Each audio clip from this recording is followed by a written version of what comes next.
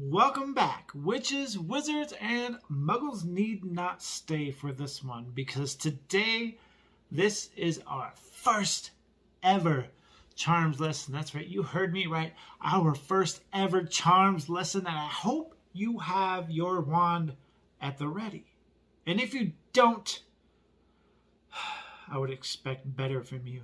Your first lesson for today is never walk around without your wand on your person, because in the event of an attack, you are completely hopeless. You are at the whim, the will, the power of the person attacking you, and you will ultimately lose.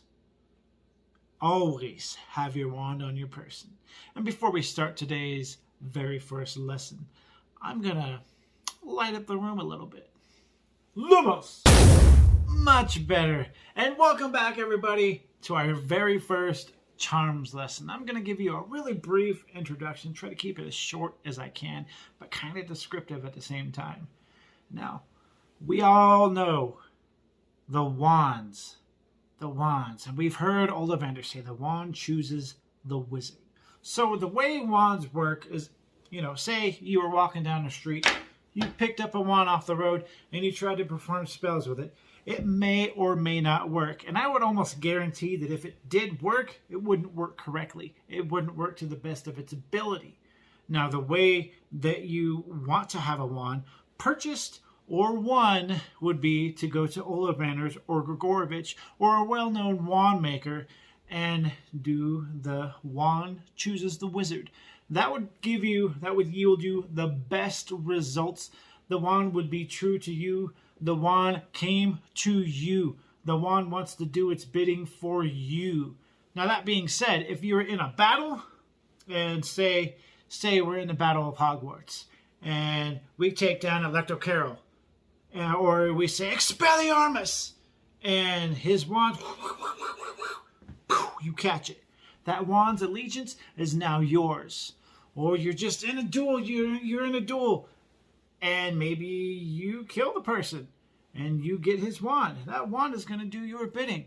But say you're in a practice. You're just learning how to do Expelliarmus. You're learning how to do charms. Well, that wand is going to know the severity of what's going on.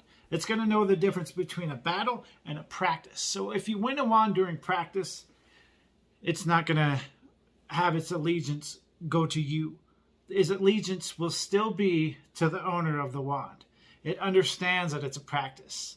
Now, that being said, do you always need a wand when performing charms, spells, or anything of that nature? The short answer to that is no. If you look at the underage wizards, there's underage spells, there's underage magic going on all over the place. They don't know, they might not know what they're doing.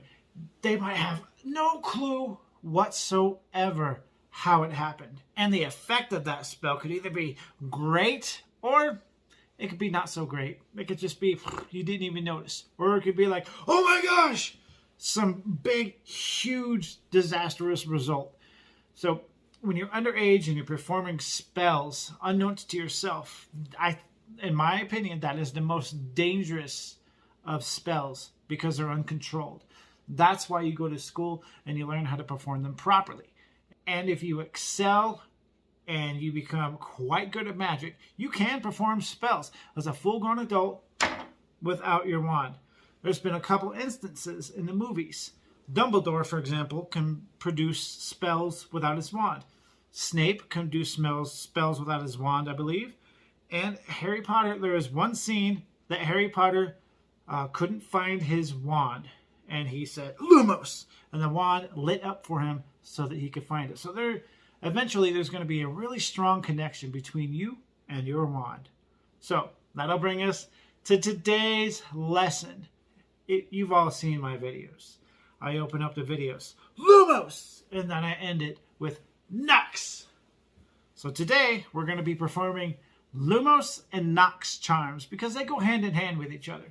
Lumos, pronounced Lumos, is possibly derived from the Latin word lumen, which simply means light. Adding the Latin suffix os means to have something, which in this case is light. Lumos means bring light. You're going to light up the area. Mostly it's the wand tip lighting up. There are some instances, Lumos Maxima, it's going to make a brighter light. And I think there was an instance when Harry Potter and Dumbledore went to the cave. Dumbledore lit up his wand and he actually threw the light. I'm not exactly sure right now what charm that is, but I think we might figure it out here in the future. So we're going to start out with Lumos. Now, the wand movement of charms is very important because you can't just jab your wand. You can't just willy-nilly and expect results. There are certain wand movements, certain patterns, certain thought processes to being able to perform a spell properly. Now, if you try to yell the charm out and do the wand movement incorrectly, you might blow something up, or it might not do anything, or it might do something completely different. Maybe you'll Wingardium Leviosa, the feather over there on that table. So we need to be able to produce and say the spells correctly, because catastrophic events can happen, or absolutely nothing can happen. Take your wand out of your pocket. Do not put it in your back pocket. It could go off and you could lose a buttocks. So, the correct wand movement for Lumos. First of all, let's get the word right. Lumos. Lumos. And I would beg to say, the more that you mean it, and the bigger your wand movement, the more result you're going to have. So, Lumos. Lumos. You don't have to exaggerate it that much. Lumos. Quick like that. Lumos.